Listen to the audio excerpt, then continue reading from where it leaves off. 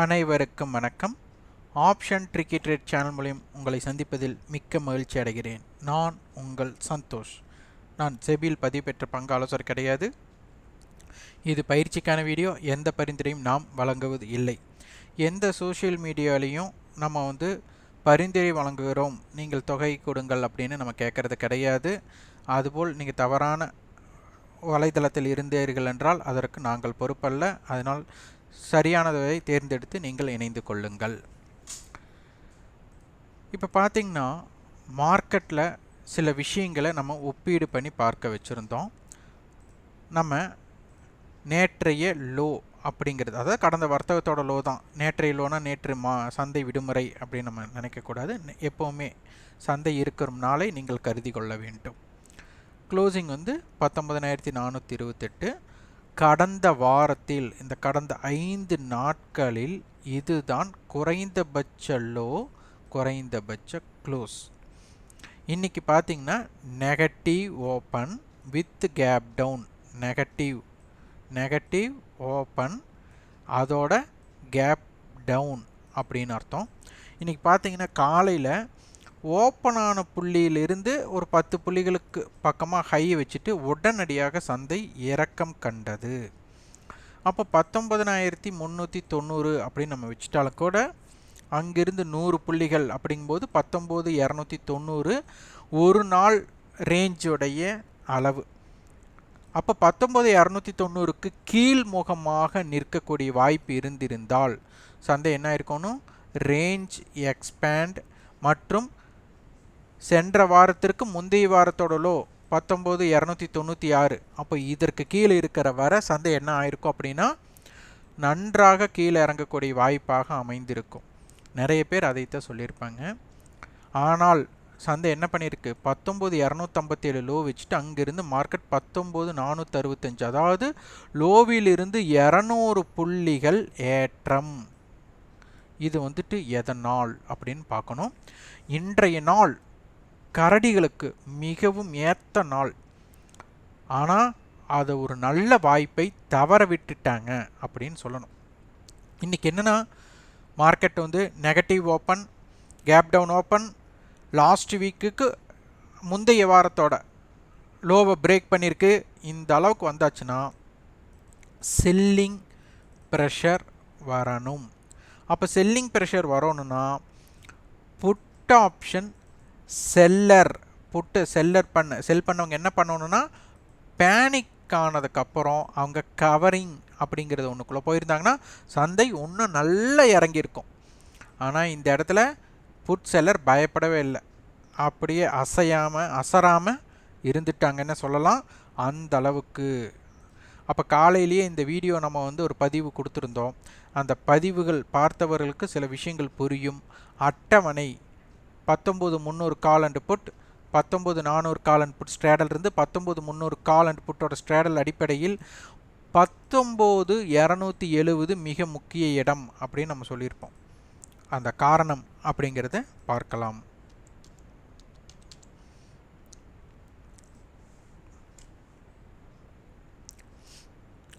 பார்த்தீங்கன்னா 19,300 put option அடிப்படையில் நம்மளுக்கு 27 ரூபாய் ப்ரீவியஸ் க்ளோஸுங்கும் போது 19,273 அப்படிங்கிறது ரொம்ப முக்கியமான லெவல். 19,400 காலில் இப்போ ஸ்ட்ராங்கலில் முடிஞ்சிருக்கிறாங்க. இப்போ சந்தை என்ன சொல்கிறாங்க, 19,300 19,400 கால் அண்டு புட் இது ஒரு ஸ்ட்ராடல், 400 கால் 400 புட் ஒரு ஸ்ட்ராடல், அதுக்கப்புறம் 19,500 கால் இப்படி கொடுத்துருக்குறாங்க. அப்போ சந்தையோட தன்மை 19,400 கால் புட்டோட அடிப்படையில் தான் இருக்க போகிறாங்க. 400 கால் இப்போ 90 ரூபாய் இருக்கிறாங்க. அப்போ 19,490, 19,400 புட் 50 ரூபாய் இருக்கிறாங்க. அப்போ 19,350, அப்போ 19,350 டு 490 ஒரு வால்டைல் ரேஞ்ச். இது ரெண்டு பிரீமியத்தை சேர்த்துனா 140 புள்ளிகள். அப்போ 19,260, அதே மாதிரி 19,540. இதற்குள் சந்தை 19,260 டு 19,540க்குள்ளே இருக்கிறதுக்குண்டான வாய்ப்புகள் அதிகம் அப்படிங்கிறத சொல்கிறாங்க. 19,400 நடுநிலையாக இருக்க போகிறது அப்படிங்கிறதை இதன் மூலியம் தீர்க்கமாக நம்மளுக்கு சொல்கிறாங்க அப்படிங்கிறதை புரிந்து கொள்ள வேண்டும். அதனை விட மிக முக்கியம் 19434. அப்போது 19450 கால் புட்டை வச்சுக்கோங்க. புட் ஆப்ஷன் தான் இந்த மணி புட் ஆப்ஷன். இப்போ 19450 கால் புட் எங்கே இருக்காங்க பார்க்கணும். 19450 கால் அப்படிங்கிறது பார்த்தீங்கன்னா நம்மளுக்கு 61 ரூபாய் இருக்கிறாங்க. அப்போது இந்த மணி புட் ஆப்ஷனை புட்டு தானே ஜாஸ்தியாக இருக்கணும். அப்போ என்ன இருக்காங்க அப்படிங்கிறதை பார்க்கலாம். 61 ரூபாய், 71 ரூபாய். ஆனால் மார்க்கெட் 19450க்கு கீழே 16 ரூபாய் கீழே இருக்கிறாங்க. அப்போ கூட நம்மளுக்கு வந்து நிகர் அருகாமையில் இருக்கக்கூடிய வாய்ப்பு இருக்குது. அப்போ என்ன அர்த்தம், இன்னும் கால் சைட் டைம் வேல்யூ அதிகமாக இருக்குது. ஆனால் நேற்றைய ஒப்பீடோடு பார்க்கும்போது நம்மளுக்கு வந்துட்டு குறைவு அப்படின்னு சொல்லலாம். காரணம் என்ன அப்படிங்கிறதை நீங்கள் தெரிந்து கொள்ளணும். சந்தை பார்த்திங்கன்னா உங்களுக்கு நிஃப்டி 0.03 ஏற்றம். ஆனால் ஃபியூச்சர் வந்து 0.17 இறக்கம். இது வந்து ஒரு முரண்பாடு. இது வந்து என்ன ஆயிருக்குன்னா கால் ஆப்ஷனுடைய டைம் வேல்யூவை குறைத்திருக்கு. இருந்தாலும் சந்தை இந்த ஏற்றத்திற்கு ஒரு உகந்ததாக இருந்தது கால் ஆப்ஷனுடைய டைம் வேல்யூ தான்.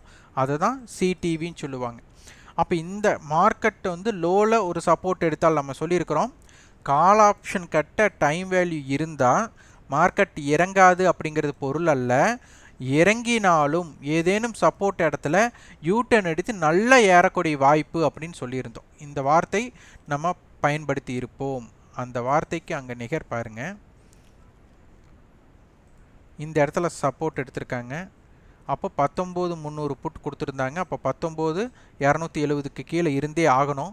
அந்த 270க்கு மேலே இருந்த வர சந்தை பார்த்திங்கன்னா உங்களுக்கு ஒரே ஏற்றமாக இருந்தது. இதற்கு காரணம் கால் ஆப்ஷன் கட்ட டைம் வேல்யூ இருந்தது தான் அப்படிங்கிறதை புரிந்து கொள்ள வேண்டும். ஏன் இன்னைக்கு நல்ல வாய்ப்புனா அனைத்துமே நல்ல விஷயம்தான். என்னென்னா மார்க்கெட் இறங்குற கரடிகளோட வாய்ப்பை கரடிகள் தவற விட்டு விட்டார்கள் அப்படிங்கிறத சொல்லணும். அடுத்து பேங்க் நிஃப்டி.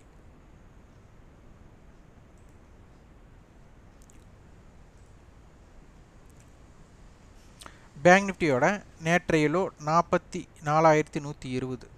இன்றைய முடிவுற்ற விலை அதன் அருகாமையில். அப்புறம் நேற்றைய லோ கீழே தான்.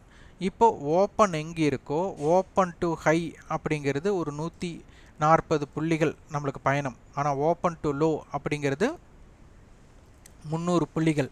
மொத்தம் 500 புள்ளிகளுக்கு உட்பட்டு வந்தாச்சு. இருந்தாலும் 44,000 அப்படிங்கிற இடத்துக்கு மேலே க்ளோஸ் ஆகிருக்கு. இப்போது நம்மளுக்கு நாளை தினம் சந்தை விடுமுறை அப்படிங்கிறதெல்லாம் ஒரு நாள் இல்லை. அதனுடைய டைம் வேல்யூ நம்மளுக்கு அடி வாங்கும். அந்த ஒரு பயத்தினாலையும் கூட டைம் வேல்யூ நம்மளுக்கு கரைஞ்சிருக்கலாம்.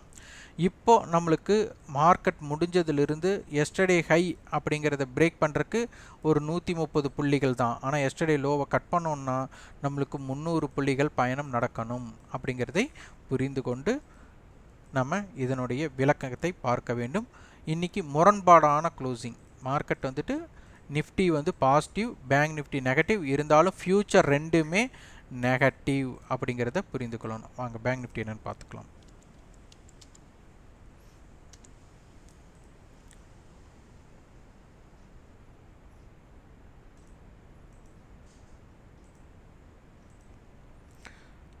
பேங்க் நிஃப்டி பார்த்திங்கன்னா உங்களுக்கு 263 புள்ளிகள் இறக்கம். 263. அப்போ கிட்டத்தட்ட 0.5%.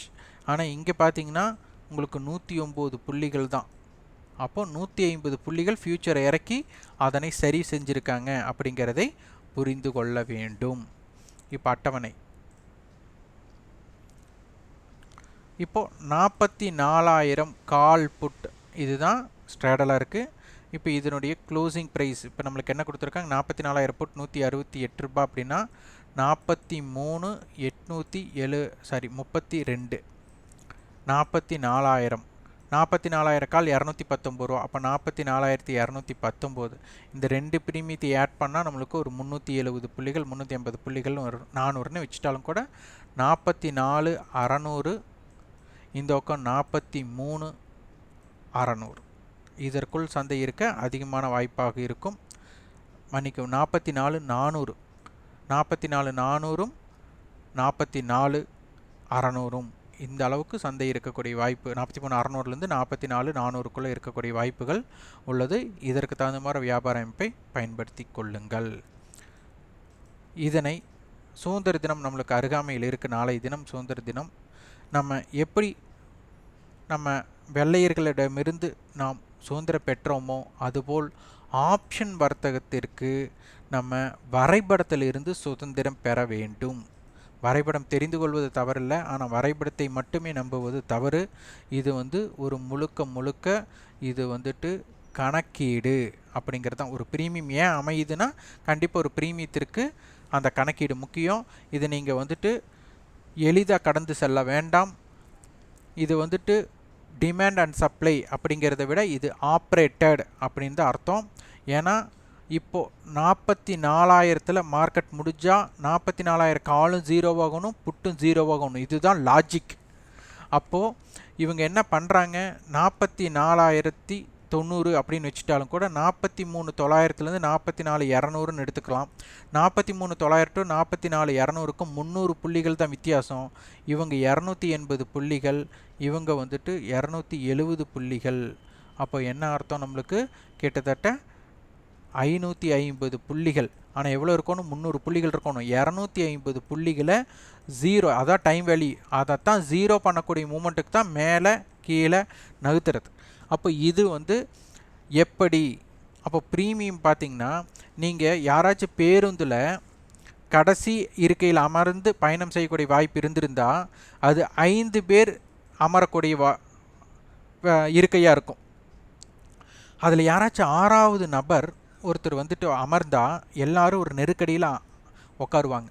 அப்போது ஏதாச்சும் பேருந்து ஏதேனும் வளைவுகளில் திரும்பும்போது இடது பக்கமும் வலது பக்கமும் பேருந்தே நகரக்கூடிய வாய்ப்பு இருக்கும். அப்போ அந்த மாதிரி நகரும்போது 5 பேர் 6 பேர் கஷ்டமாக கடினப்பட்டு அமர்ந்துட்டு இருக்கிற சூழ்நிலை 6 பேருமே சாதாரண நிலை, அதாவது கம்ஃபர்ட் ஜோனில் அமரக்கூடிய வாய்ப்பாக மாறிடும். அப்போது அதற்கு தான் நம்மளுக்கு சந்தை ஏற்றமும் இறக்கமும் ஏற்படுத்தக்கூடிய வாய்ப்பு இதனால் தான் செய்கிறது.